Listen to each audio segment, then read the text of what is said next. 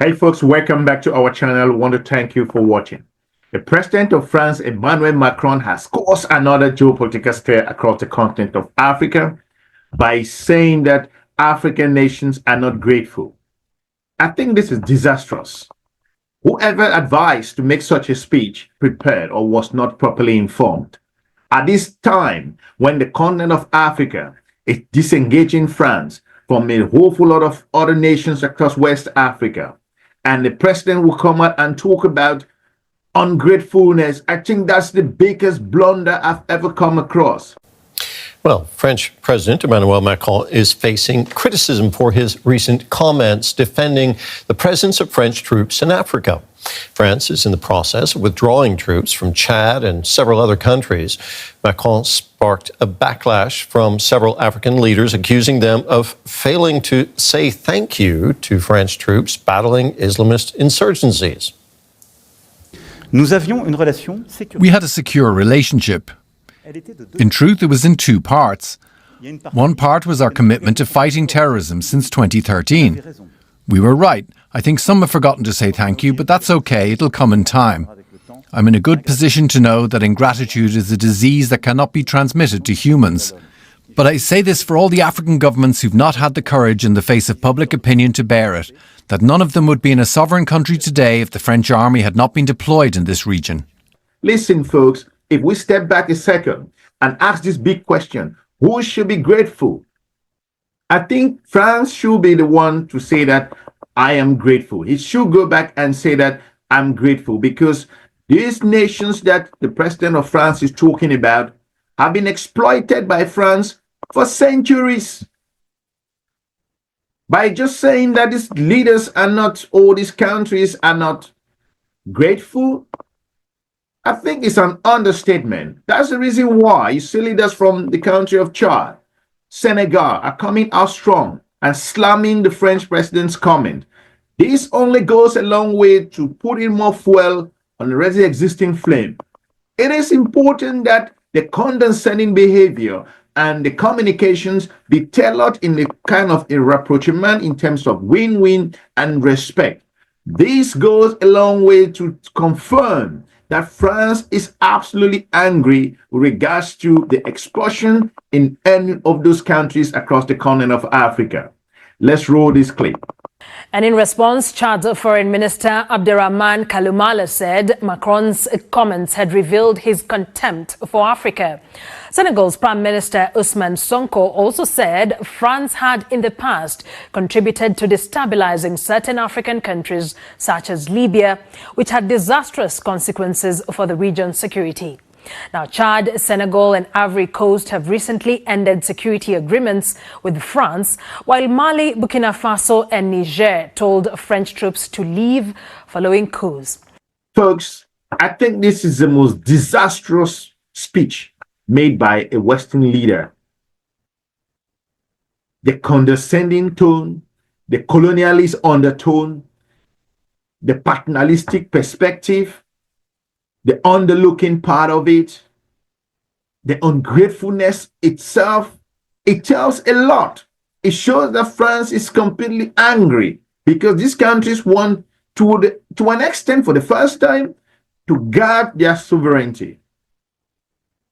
It is sad that France should sit and think that the nations in the continent must be grateful for France. I think it's total double standard and disregards for Africa's resources and Africa's economic engagement, Africa's finances and money that's in the French treasury.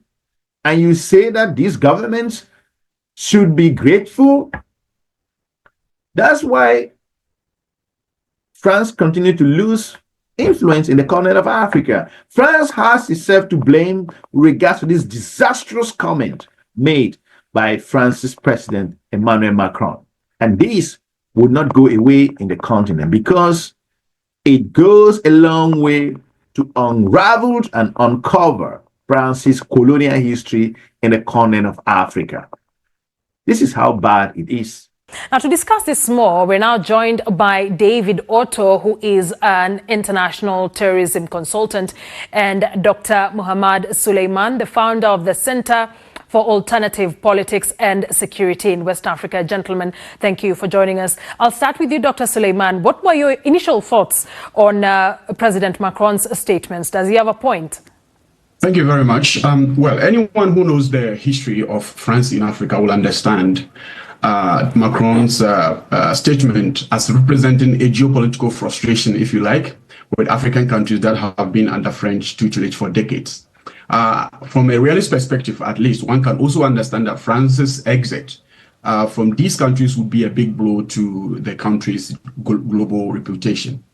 Also, we should also understand that Macron was talking to diplomats. So some of these comments, I guess, from that perspective, was expected. However, this is not to justify those comments. His comments reflect, I believe, a condescending, as many would agree, a reminiscent of colonial rhetoric, I guess, undermining the sovereignty and agency of African nations. The statement also disregarded the significant sacrifices of and contributions of African nations in the very same counterterrorism efforts that he is referring to, I guess. It is important for France to understand that these countries, first, they were in agreement with France and they acknowledged France's presence in those countries. And by saying that France's troops in those countries, the nations in the continent of Africa should not be grateful, I think it's terrible for Emmanuel Macron to look at it from that angle, because while France's soldiers put their life on the line, there were a number of African soldiers in those different countries, Burkina Faso, Mali, Guinea, in Niger, in Chad, who also lost their lives. And for using the word ungratefulness and saying that they would not have been in power if France's troops were not sent there, to an extent, the president of France is acknowledging that France's role in Africa has been used militarily to exert its influence. An analyst who points out that the grievance, that the anger that is in France with regards to its expulsion across the continent of Africa, it's coming out clear. Like I said, geopolitics is a brutal game. And France is beginning to wake up on the changes that are taking place across its sphere of influence. Let's listen to what these analysts have to say. Right. David Otto, what were your reactions for this? And would you say that the French presence in the Sahel has really contributed to the fight against terrorism in that region? I think it's very important to set aside the statement that President Macron made. And this is from a counterterrorism perspective. And someone who understands, like myself, I do understand how counterinsurgency works, from a global coalition point of view.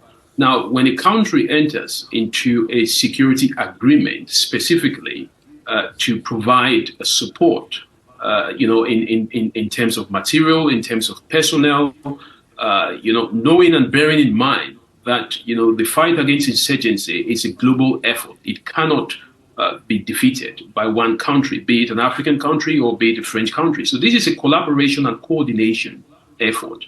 And in that sense, it therefore means that, the president, is right in saying that, there hasn't been any appreciation from that counterinsurgency collaboration point of view.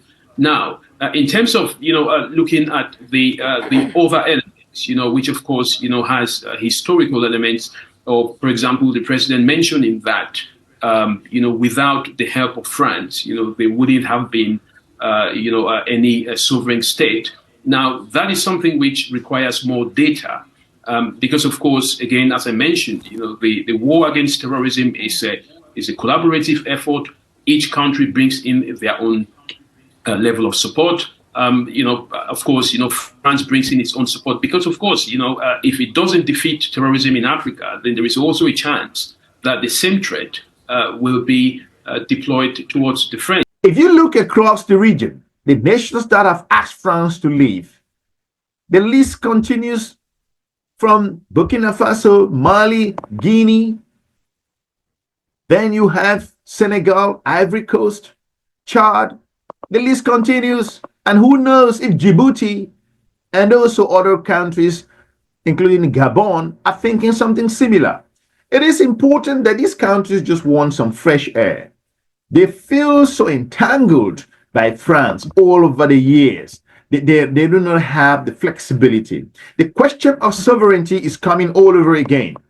And for this kind of a statement to say that these countries are ungrateful, this is disastrous in terms of geopolitical statement. That for a leader, France, to come out to talk of this nation, I think that this anger goes beyond what we see, because I genuinely believe that it's because these nations have asked France to leave. That's why France's president is coming out and screaming and talking about ungratefulness. France is the one that should be grateful for the continent of Africa for keeping hundreds of millions of euros into the French treasury. France should be the one that should be grateful with regards to the past historical disastrous policies that France had in the continent of Africa. France should be the one that should be grateful with regards to Africa accepting France's behavior over the past centuries. If you look at France's exploitation in Burkina Faso, Mali, Guinea, Cameroon, all of these nations, the France's massacre in the Bamileke land, in different areas, France's influence across different regions in the continent of Africa, in the Cameroons as well. All of these things cannot go unreviewed. Let's listen to what he had to say to ambassadors in Paris. We had a relationship based on security. On one hand, our commitment to fighting terrorism since 2013.